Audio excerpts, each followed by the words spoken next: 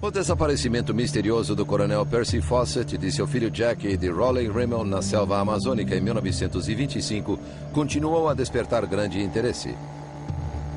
Várias expedições foram feitas para descobrir o que de fato havia acontecido. Mas cada expedição voltava com uma história diferente. Alguns diziam que os exploradores tinham sido mortos por índios hostis, possivelmente canibais, que queriam roubar seus equipamentos.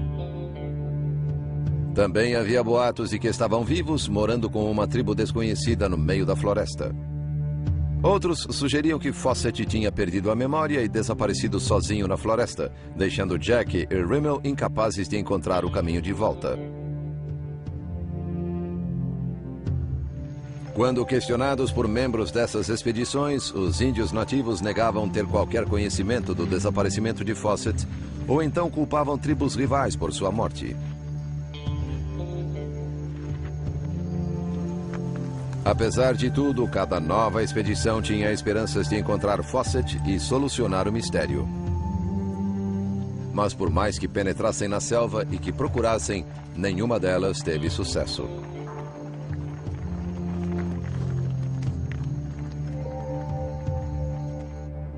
Então, em abril de 1951, um índio chamado Izarari, chefe dos Kalapalos, fez uma confissão dramática.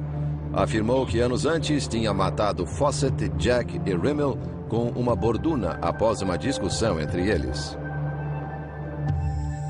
A confissão de Izarari no leito de morte foi feita ao antropólogo Orlando Vilas Boas. Vilas Boas foi então levado ao local onde Fawcett estaria enterrado. Tudo indicava que o mistério do desaparecimento estava solucionado. O filho de Fawcett, Brian, não estava tão certo.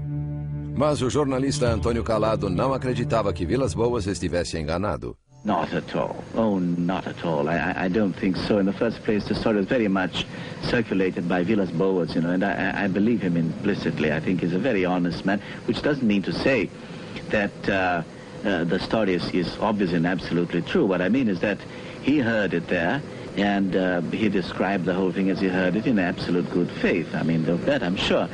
And I think it's very likely that Fawcett did die there. And I don't think the Indians were affected by it, no. Apesar do interesse da imprensa e do apoio de homens como Antônio Calado, Orlando Vilas Boas sabia que os ossos teriam de ser examinados cientificamente para determinar a identidade.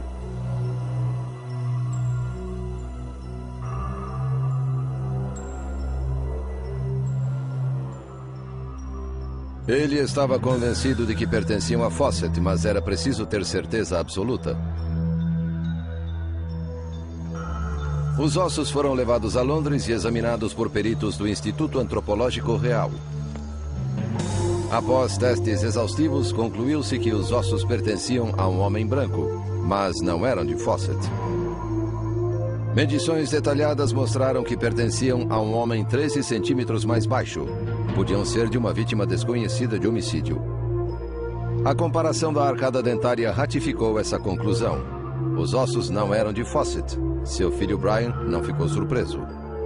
Ele continuou morando no Peru e acompanhava o resultado de cada expedição com grande interesse. Finalmente, em 1955, decidiu organizar a própria expedição, mas desta vez pelo ar. I don't think that there's the slightest chance of an expedition accomplishing anything by land. The conditions are far too hard. The chances of its survival are too remote. I'm going to buzz every village that we sight and bring the inhabitants out into the open, and if a white man is with them, of course, he'll come out into the open too. And then I can throw leaflets down and he can answer certain questions from the ground that we must know. First question is, are you Jack Fawcett? The second question is, do you want to be taken out?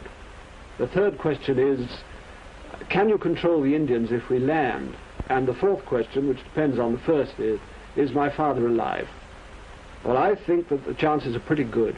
I'm sure they are. I wouldn't be doing it otherwise. Far better, in fact, than appear on the face of things.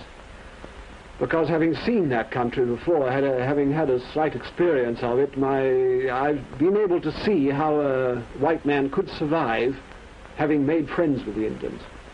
They always like to keep a white man if they can, because it gives them prestige and he's always useful to them. because of his knowledge in how to look after himself and other people. Apesar dos esforços, Brian não conseguiu encontrar os exploradores desaparecidos. Finalmente desistiu de procurá-los, entendendo que nunca mais encontraria o pai e o irmão.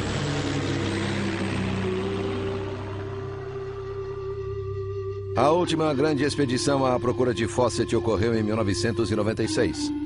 Foi liderada pelo banqueiro americano James Lynch e pelo empresário brasileiro René Delmotte.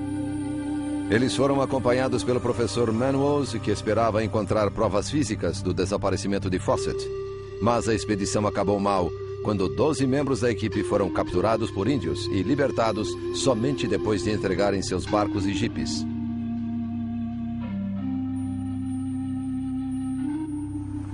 Dois anos depois, o explorador britânico Benedict Allen chegou ao Rio de Janeiro para tentar descobrir o que acontecera com Fawcett. Começou as pesquisas do mesmo modo que Fawcett tinha feito nos anos 20, examinando antigos documentos na Biblioteca Nacional.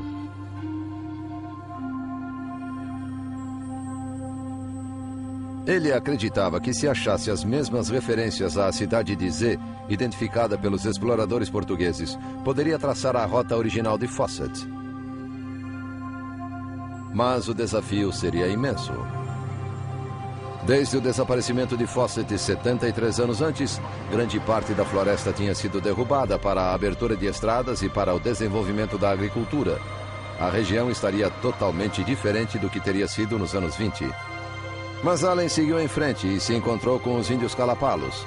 Quando questionados, eles negaram qualquer conhecimento sobre o destino de Fawcett, muito embora o chefe da tribo tenha confessado em 1951 o assassinato do explorador.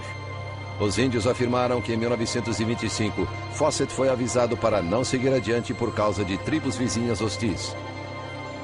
Mas ele ignorou o conselho.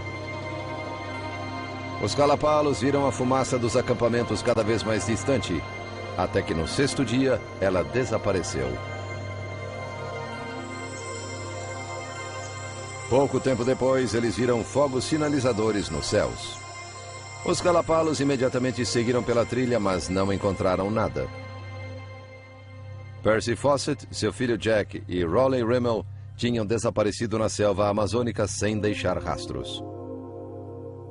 Até hoje, o desaparecimento continua sendo um grande mistério.